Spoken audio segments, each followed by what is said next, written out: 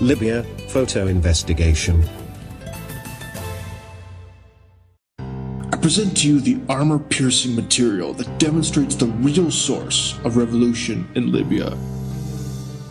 You will see that the rebels have new foreign weapons which were not adopted by the Libyan Military Forces.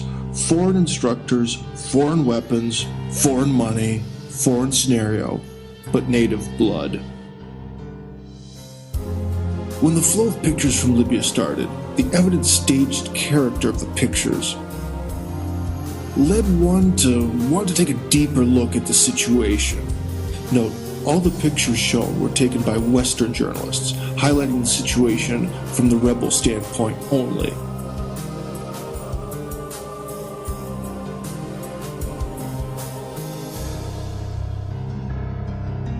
And from the very first frames of film it hit me, the weapons and equipment of those rebels simply could not have been so massive in number and so brand new.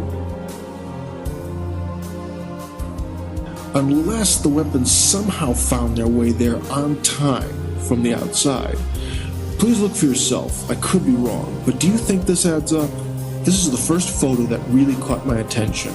You can see in this ordinary demonstrator's hands the light automatic rifle FN-FAL, absolutely brand new, right out of the box. The rifle was produced by the Belgian armaments manufacturer FN. During the Cold War, it was adopted by many North Atlantic Treaty Organization countries, with the notable exception of the United States. It is one of the most widely used rifles in history, having been used by over 90 countries. The light automatic rifle was predominantly chambered for the 7.62 by 51mm NATO round, and because of its prevalence and widespread use amongst the armed forces of many NATO countries during the Cold War, it was nicknamed the right hand of the free world. This guy has another brand new FN-FAL. And as does this guy as well. In the next photo you can see a mob scene and a guy wearing a white headscarf. He also has an FN-FAL. Now, how could all these people get such a weapon in such good condition? The rifle is not and has never been adopted by the Libyan army. Usually Libyan soldiers run around with old Kalashnikovs, like this one. This means that the rebels could not get all of those FN-FAL rifles from military storage points, and they certainly couldn't buy them in a store. So the question is, where did they get them from? And even more importantly, how could they get the enormous amounts of ammo needed for the rifles when Gaddafi didn't have them? Let's also take a look at the machine guns. Well, the ancient DSHK Soviet heavy anti-aircraft machine gun, firing 12.7 by 108mm rounds, is actually quite normal for paramilitary nomads. But where did this thing come from?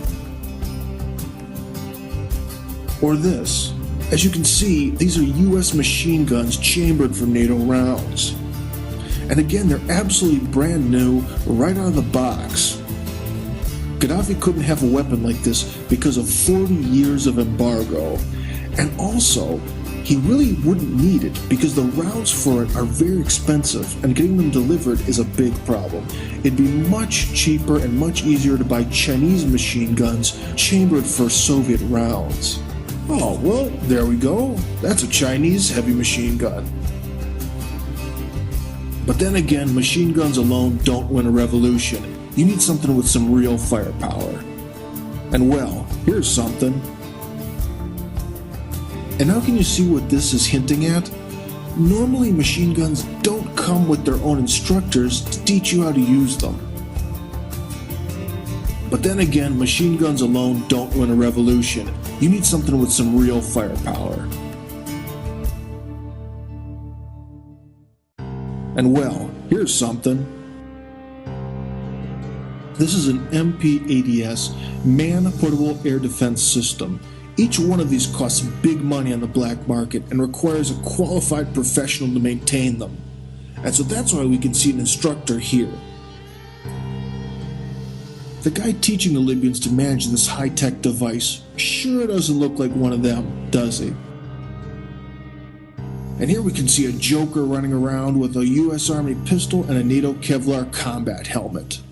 Now, how could he get all this? From Gaddafi's military storage? Come on. But most of all, I like this picture. And what do we have here?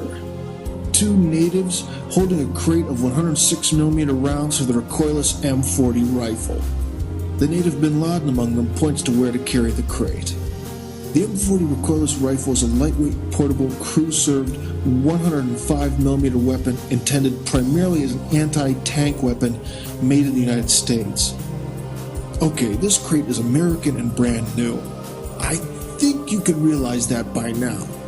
For example, if you look at the perfect condition of the crate, straps, come on, you can't tell me that this came from Gaddafi's ancient storages. Excuse me, but if you still think this, I doubt the adequacy of your perception of reality, sir. Let me remind you, Libya had a 40-year embargo, so there's no way that Libya could have bought the weapons or the rounds from the US or the UK. It's purely fiction. And by the way, here you can see the recoilless M40 itself. As you can see here, the rifle and the Toyota mini truck don't really give you the impression of a scrappy rebel force fighting for freedom. Wow, and among the rebels we can surprisingly see some African mercenaries that were allegedly hired by Gaddafi to fire on the people. So finally, what is a general conclusion that you can make from our brief photo investigation?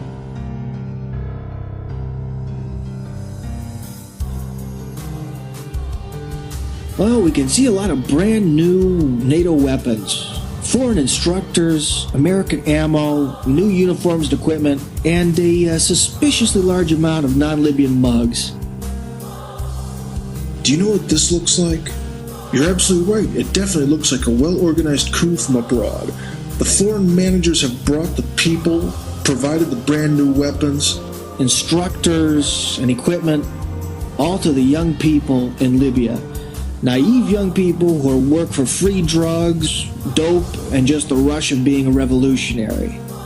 Well, maybe you still don't believe me. You've taken a look at all the photos, and there's still some doubt. Well, let me show you one last photo.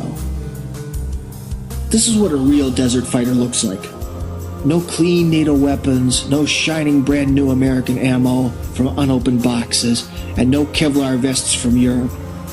Just some rags, an old gun, an axe, and the will to fight. That's what you see there, and that's what everyone fighting should look like. So what's your opinion now? Do you really think all those people in the previous photos are real common demonstrators? What do you think?